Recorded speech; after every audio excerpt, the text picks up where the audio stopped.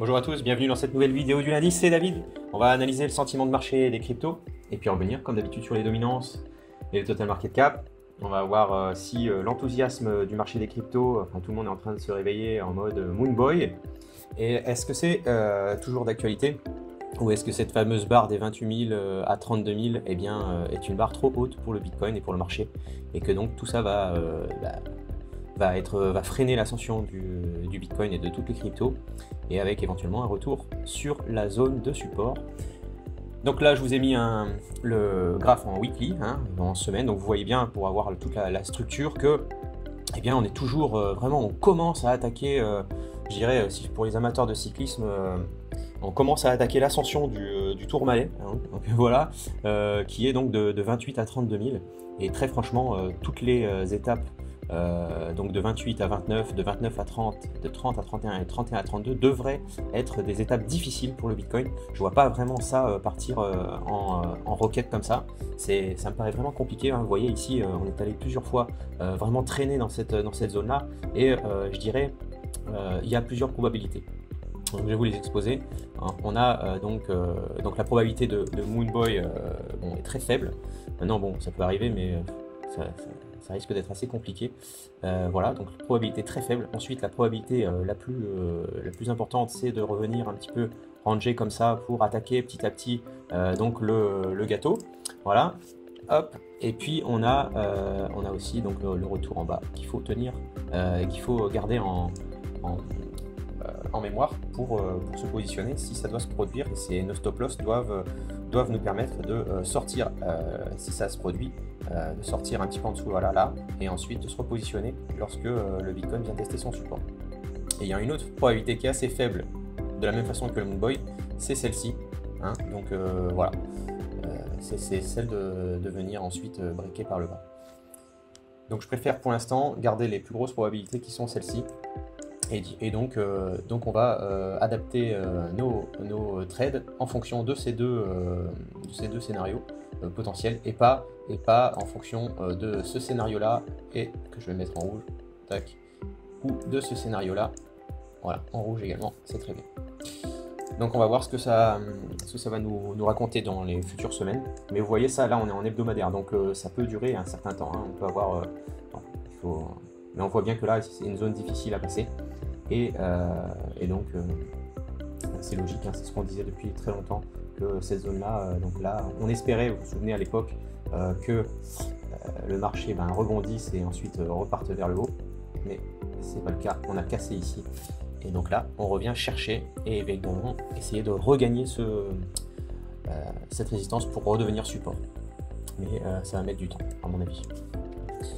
Pour le Bitcoin, je vais vous le mettre quand même en daily. Bon, il ne s'est pas passé grand chose cette semaine. Hop, vous voyez. C'est juste pour confirmer qu'on est vraiment dans une zone très difficile. J'avais titré la dernière fois 28 000. Alors on le passe, on le dépasse, et puis on revient ensuite. Mais c'est pas clair pour l'instant. C'est vraiment une zone très difficile. Et donc je l'espère, franchement, qu'on puisse aller chercher les 32 000 pour ensuite redescendre. Mais voilà. Il va falloir beaucoup de capitaux et d'investisseurs qui reviennent dans le marché des cryptos pour pousser tout ça. Les dominances, et il y a aussi voilà, la dominance de l'USDT, je vais vous la montrer en weekly. Hop, je repasse en weekly, en semaine. Vous voyez, on est vraiment là, on devait casser ce support là de l'USDT, de la dominance, pour vraiment être dans un marché haussier pour le marché des cryptos, et évidemment baissier pour le stablecoin. Mais là on prend une autre tournure, on prend la tournure pour aller retester la résistance oblique. Donc je vais mettre en daily pour voir la semaine. Mais vous voyez, ça suit vraiment cette ligne. Alors bien sûr ça la dépasse, mais il n'y a pas de clôture en dessous de cette zone qui serait vraiment significatif de bull market 6,50. Voilà. Et donc la logique, c'est qu'on aille chercher les 7,74, ce qui serait donc un retour du Bitcoin vers le scénario avec les probabilités les plus élevées. Dominance de l'USDT, voilà. Dominance du Bitcoin, ça vient corroborer aussi ça, puisque la dominance, voilà, elle sature. Elle sature quasiment au même niveau que les précédentes. Je crois que voilà, ici on l'avait saturé là. Donc résistance, c'est pareil, c'est un rectangle comme ça. Voilà. Donc là, c'est normal que ce soit difficile pour le Bitcoin. Donc dès que le marché aura choisi son orientation, eh bien on aura les dominances qui vont se mettre en place. Avec, donc si le Bitcoin monte en termes de prix, s'apprécie, on aura la dominance de l'USDT qui viendra casser son support, et à ce moment-là on sera en vrai bull market. À ce moment-là les alts, le Bitcoin, tout ça vont exploser, mais pour l'instant c'est pas le cas. Les résistances sont là, le support de la dominance de l'USDT est là, voilà, donc pas de cassure, pas d'orientation pour le moment. Et vous allez voir pour la dominance des alts, c'est pareil. Donc là on a une formation d'un double bottom, un double creux, on espère, pour qu'ensuite remonter. C'est une figure de retournement, le double bottom, donc potentiellement c'est un retournement pour la dominance des alts, ce qui ne veut pas dire que c'est le bull market est en place ou l'alt season, mais pour l'instant voilà, on tient ce support là. Si ce support là casse, on va aller chercher plus bas les 8%, et la fin donc de cette correction en ABC, ce qui serait normalement le plus logique. Donc ça correspondrait à une baisse du prix du Bitcoin et donc le retest de la dominance de l'USDT, si tout le monde suit bien. Voilà, maintenant depuis quelques semaines je pense que ça devrait aller, et voilà. Donc les dominances à suivre de très près pour voir si les supports ou les résistances nous donnent une orientation. Total market cap, hop, toujours sur la résistance également, voilà, entre 1,20 et 1,10. Ça c'est la résistance, donc c'est pareil. Ça va déterminer vraiment le marché là, on est vraiment sur une zone où ça travaille, et les investisseurs, les vendeurs, donc les ours et les taureaux s'affrontent, et on va voir qui va gagner. Et donc on espère évidemment que ce soit le taureau, puisqu'on parie à la hausse tout le temps, mais pas à la baisse.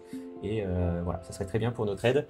Et puis si ça ne se produit pas, on aura d'autres opportunités, et le marché sera plus clair à la suite de la décision là.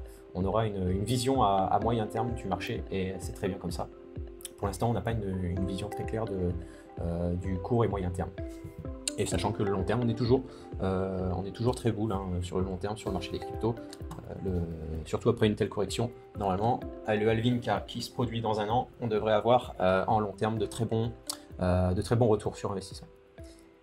Voilà, chers traders, je vous souhaite une bonne semaine, à lundi de la semaine prochaine pour, je l'espère, une orientation claire du marché.